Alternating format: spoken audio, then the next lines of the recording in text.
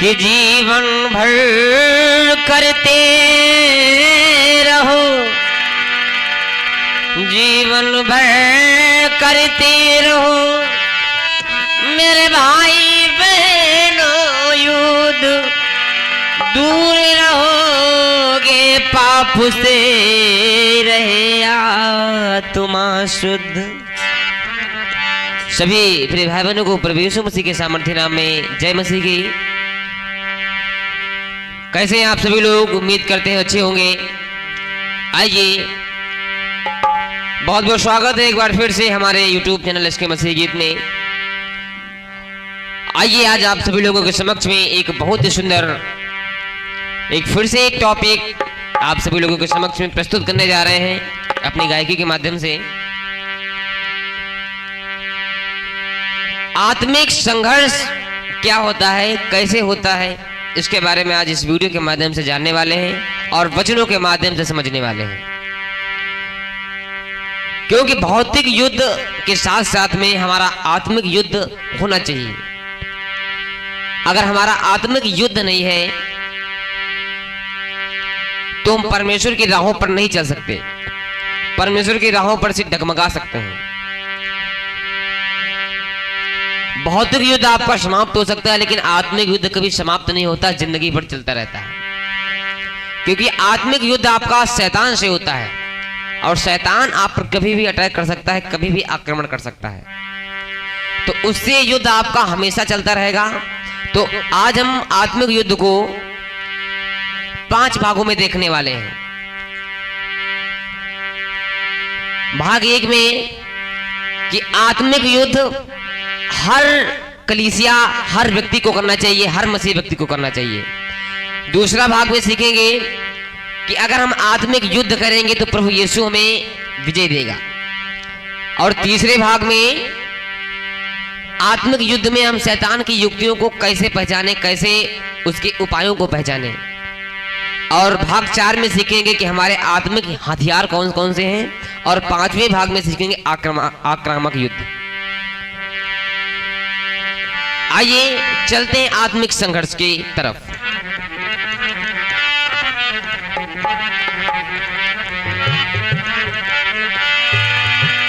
कि पापों से लड़ना यही हो आत्मिक युद्ध, अरे शत्रु से तासी कभी युद्ध करे ना तुम। पापों से लड़ना ये हमारा आत्मिक युद्ध होता है। वचन 2 कुरिन्थियों उसका 3 से 4 जब आप पढ़ेंगे उसमें लिखा गया है, क्योंकि यद्यपि हम शरीर में चलते फिरते हैं तो भी शरीर के अनुसार नहीं लड़ते। क्योंकि हमारी लड़ाई की हथियार शारीरिक नहीं, पर गढ़ों को ढा देने के लिए परमेश्वर द्वारा सामर्थ्य है। हालेलुया। इसलिए हर विश्वासी को आत्मिक संघर्ष करना चाहिए। आत्मिक संघर्ष की परिभाषा यह है कि अपने पापों से लड़ना, अपने पापों से युद्ध करना, वही होता है आत्मिक संघर्ष। इसीलिए कहना है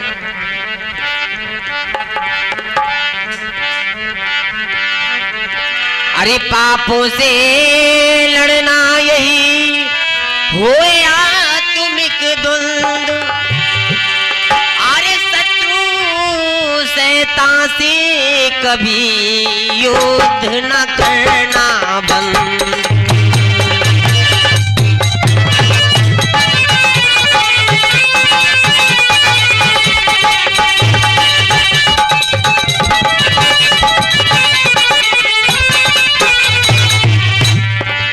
पापों से लड़ना यही हो आत्मिक द्वंद्व, शत्रु शैतान से कभी युद्ध न करना बंद।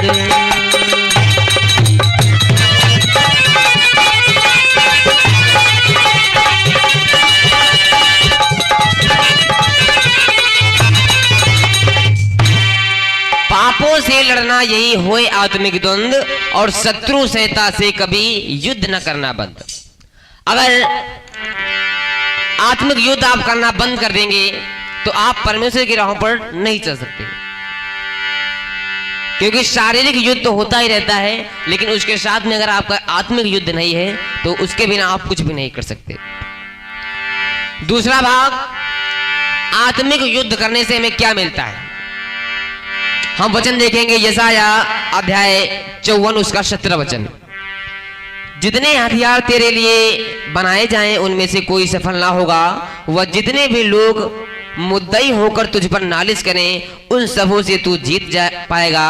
यहोवा के दासों का यही भाग होगा और वे मेरे ही कारण धर्मी ठहरेंगे, यहोवा की यही वाणी है। आमीन। अगर हम आत्मिक युद्ध करते हैं तो आत्मिक युद्ध से परमेश्वर हमें विजय देगा।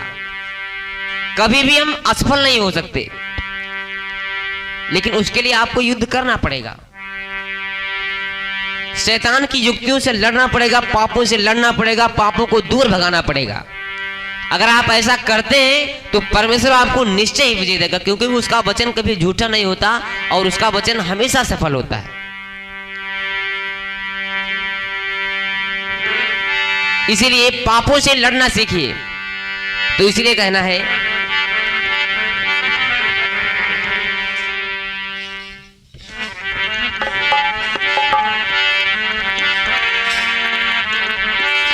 अरे सफल नहीं होंगे कभी शत्रु के हथियार, अरे जीत तुम्हारी होएगी बस रखना एतबार।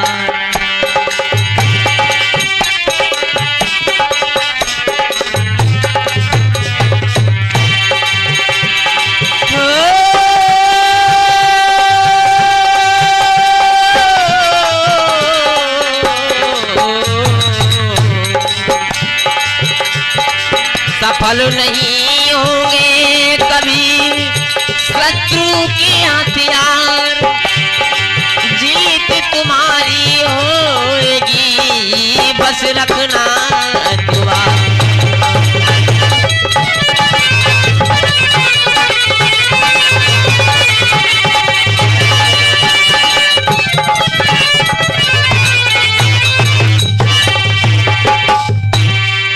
तो परमेश्वर के राज्य में अगर आप आत्मिक युद्ध करते हैं तो आपकी जीत हमेशा पक्की रहेगी।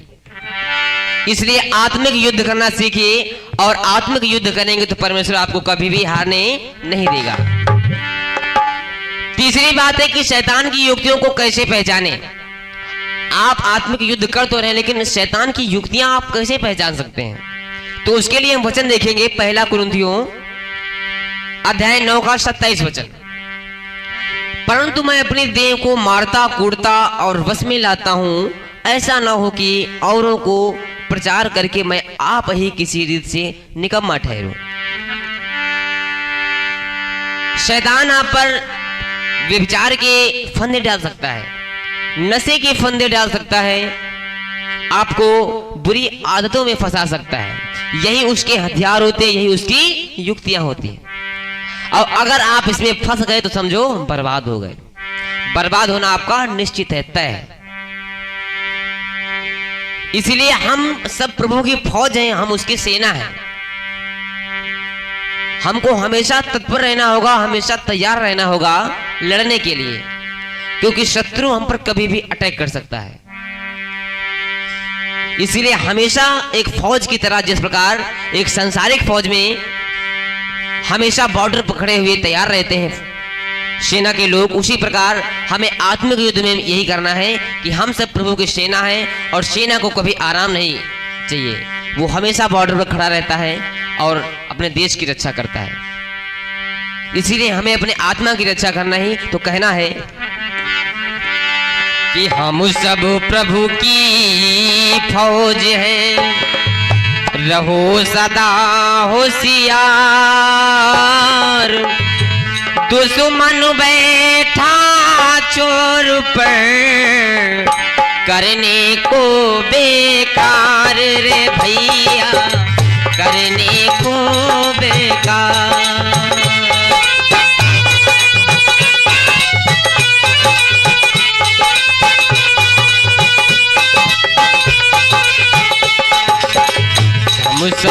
प्रभु की फौज है, रहो सदा होशियार, हम सब प्रभु की फौज है, रहो सदा होशियार। दुश्मन बैठा द्वार पर, करने को बेकार रे भैया, करने को बेकार।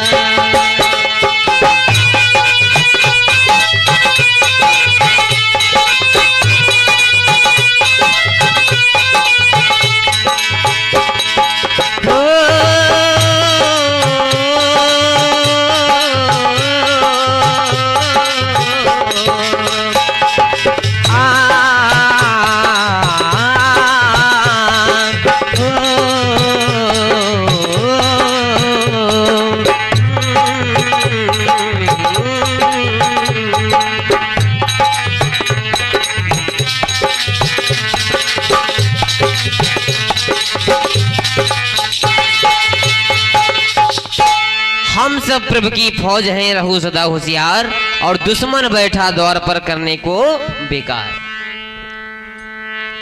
इसलिए दुश्मन से सतर्क रहिए और हमेशा लड़ने को तैयार रहिए। चौथी बात कि हमारे आत्मिक हथियार कौन कौन से हैं। तो आत्मिक हथियार में दो प्रकार के हथियार, एक बचाव के हथियार और एक आक्रमण के हथियार। शत्रु से हम बचाव कैसे करेंगे, उसके हथियार कौन कौन से हैं, और आक्रमण जब शत्रु हम पर करेगा तो उसके लिए हथियार कौन कौन से हैं। तो बचाव के लिए आपके हथियार होने चाहिए। वचन कहता है यूहन्ना अध्याय 8 उसका 32 वचन यूं कहता है, सत्य को जानो, सत्य तुम्हें स्वतंत्र करेगा। और सत्य हमारा कौन है? प्रभु यीशु मसीह। क्योंकि प्रभु ने खुद कहा है कि सत्य मार्ग और जीवन मैं ही हूं, मेरे बिना उस खुदा के पास कोई नहीं पहुंच सकता है। इसीलिए सत्य को जानिए और सत्य को पहचानिए। दूसरी बात धार्मिकता। धार्मिकता के जन्म पहनिए। जब आप धार्मिकता के जन्म पहनेंगे, धार्मिकता आपके अंदर होगी, तब आप पर शैतान कोई भी अटैक नहीं कर सकता। कोई को लोग ऐसे होते हैं जो मसीह में चलते तो हैं लेकिन उनमें धार्मिकता नहीं होती है, वो गुप्त पाप करते हैं और गुप्त पापों के द्वारा शैतान उन पर अटैक करता है। बाहर से तो वो अच्छे होते हैं लेकिन अंदर से बहुत ही घिनौने होते हैं। तो ये हमें नहीं करना है, क्योंकि परमेश्वर सब कुछ देखता है कि भलाई कर भला होगा, बुराई कर बुरा होगा, भलाई कर भला होगा, बुराई कर बुरा होगा। कोई देखे या ना देखे वो मालिक देखता होगा। इसीलिए आप ये न समझे कि हमें कोई देख नहीं रहा है। वो खुदा जो ऊपर बैठा हुआ सब कुछ देखता है। उसके कैमरे में सब कुछ कैद होता है। उसके कैमरे से कोई नहीं बच सकता। सांसारिक कैमरे से आप बच सकते हैं लेकिन उसके कैमरे से नहीं बच सकते आप। इसीलिए जो आप गुप्त पाप करते हैं उस पाप को करना छोड़ दीजिए, वरना आशीष आपके पास कभी भी नहीं आ सकती। आप कितना भी प्रार्थना कर लें, कितना भी बाइबल पढ़ लें, कुछ भी नहीं होने वाला जब तक आप पाप करना नहीं छोड़ेंगे। इसीलिए धार्मिकता के जन्म पहनिए और ना कि दिखावटी की। अंदर से भी आपकी धार्मिकता झलकनी चाहिए। अगर आपकी आत्मा साफ नहीं है, अगर आपकी आत्मा गंदी है, तो आप बाहर से कितना भी स्वच्छ बनिए, कितना भी साफ बनिए, लेकिन कुछ नहीं होने वाला है। आप मसीह में सफल हो ही नहीं सकते। नीति वचन अध्याय 4 उसका 23 वचन यूं कहता है कि सबसे अधिक अपने मन की रक्षा कर, क्योंकि जीवन का मूल स्रोत वही है। जीवन का मूल स्रोत मन ही है, क्योंकि मन बहुत ही चंचल होता है। इसीलिए गीत में कहा गया है, ये मन बड़ा चंचल है,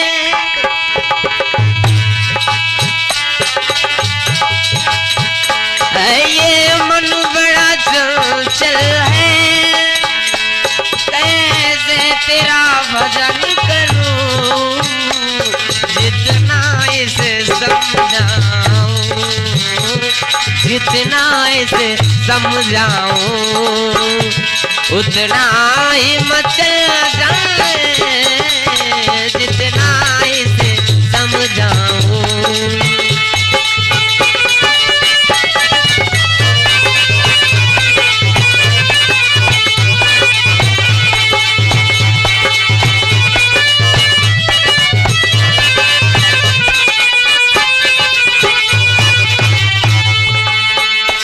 यीशु तेरे चरणों की, यीशु तेरे चरणों की गर्दूल जो मिल जाए, यीशु तेरे चरणों की।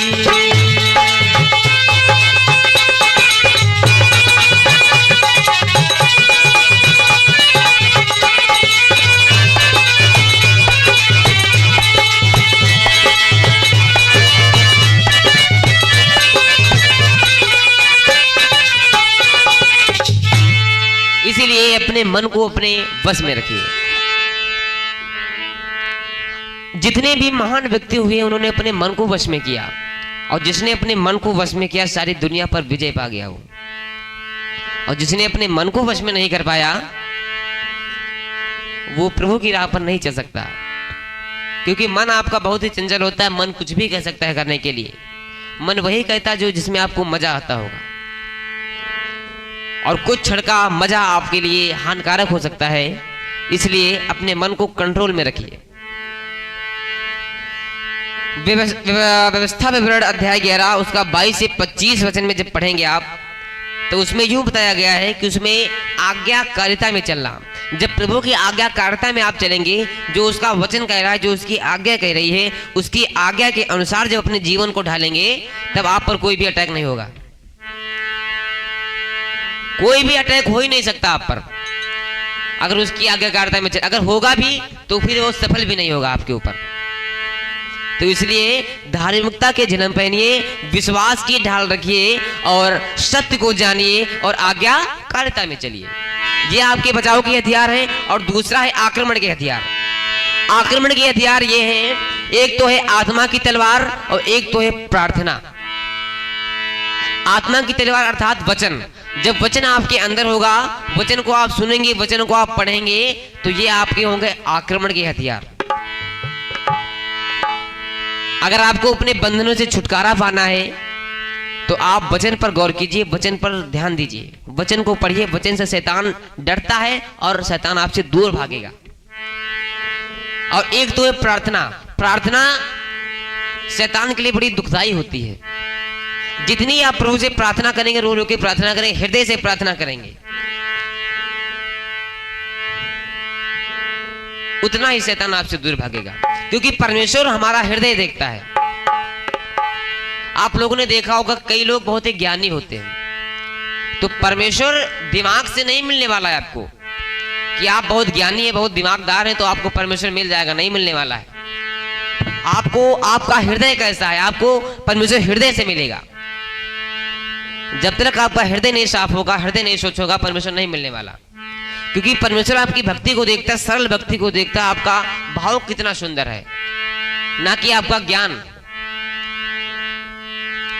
ज्ञान तो परमेश्वर आपको देगा ही, लेकिन ज्ञान के साथ साथ में अगर आपके अंदर सरलता नहीं है, स्वच्छता नहीं है आपके अंदर, तो परमेश्वर आपको नहीं मिल सकता। आप लोगों ने देखा होगा बहुत बड़े बड़े संत होते हैं, कहते हैं हमको बहुत श्लोक आते हैं, पूरा वेद पढ़े हैं, पूरा हमने पुराण पढ़े हैं, लेकिन उनके अंदर जो मलिनता भरी हुई है वो खत्म ही नहीं होती।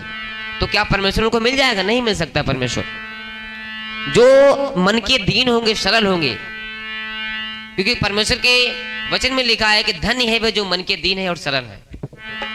तो जो मन का दीन होगा, सरल होगा, उसी को परमेश्वर प्राप्त होगा।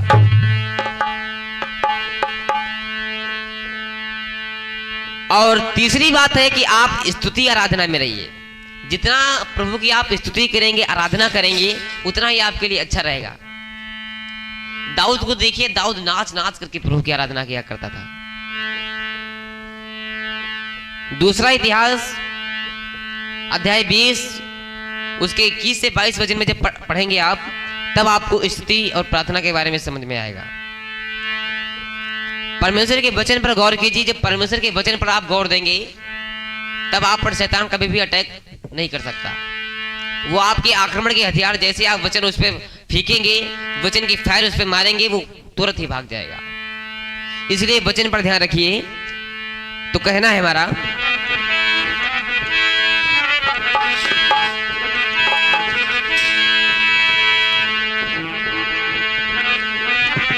अरे धार्मिकता विश्वास और वचन प्रार्थना शास्त्र, धार्मिकता विश्वास और वचन प्रार्थना शास्त्र,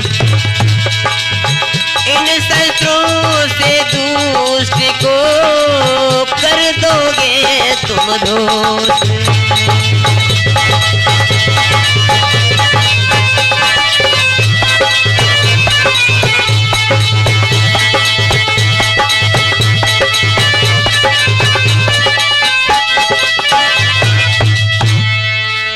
तो धार्मिकता विश्वास और वचन प्रार्थना शस्त्र, इन शस्त्रों से दुष्ट को कर दोगे तुम ध्वस्त। धार्मिकता विश्वास और वचन और प्रार्थना, ये आपके ऐसे शस्त्र हैं जो आपको शैतान से आपको दूर भगाएंगे। शैतान आपसे दूर भागेगा, शैतान आपसे दूर हटेगा। इसलिए परमेश्वर की राहों पर चलिए और परमेश्वर के वचन को मानिए और प्रार्थना कीजिए और बाइबल पढ़िए। यही आपके सबसे बड़े और अनमोल हथियार हैं। इनसे आप वो सफलता पा सकते हैं जो परमेश्वर ने आपके लिए योजना बनाई, वो सफलता पा सकते हैं आप। तो इसलिए अंतिम लाइन में कहना है हमारा कि आ गए हो यीशु में तो करो आत्मिक युद्ध, अरे देगा आशीष प्रभु तुमको करे वो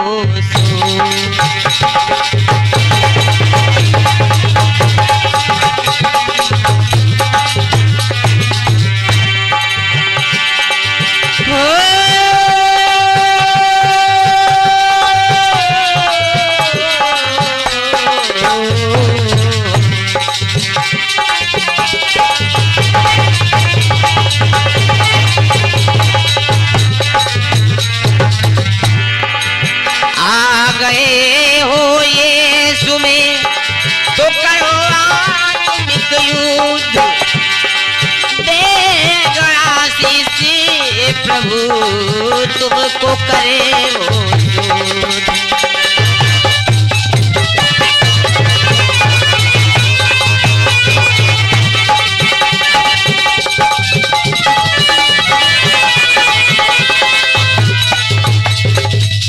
इसलिए परमेश्वर में अगर आप आ गए तो परमेश्वर की राहों पर चलना सीखिए और आत्मिक युद्ध जरूर कीजिए।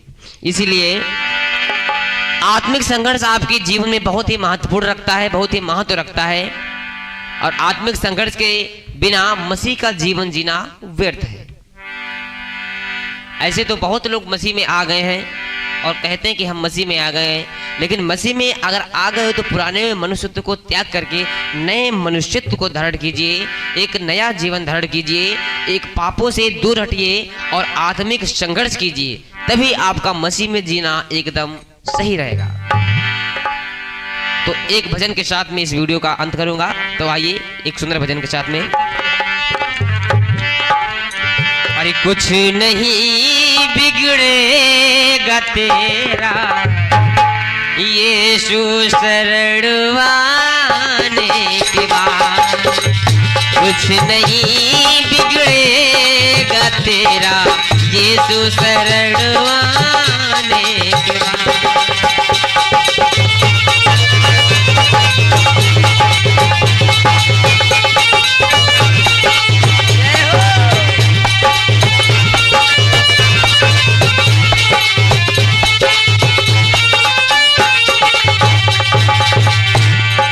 कुछ नहीं बिगड़ेगा तेरा यीशु शरण आने के बाद, कुछ नहीं बिगड़ेगा तेरा,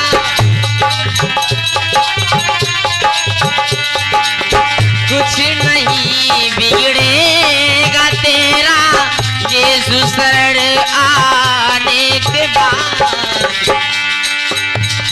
खुशी मिल जाएगी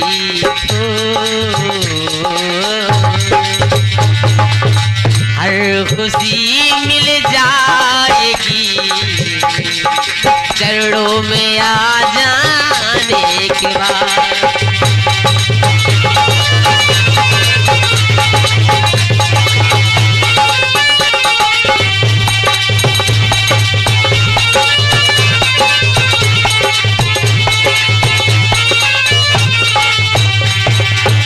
कुछ नहीं बिगड़ेगा तेरा यीशु शरण आने के बाद। कुछ नहीं बिगड़ेगा तेरा यीशु शरण आने के बाद।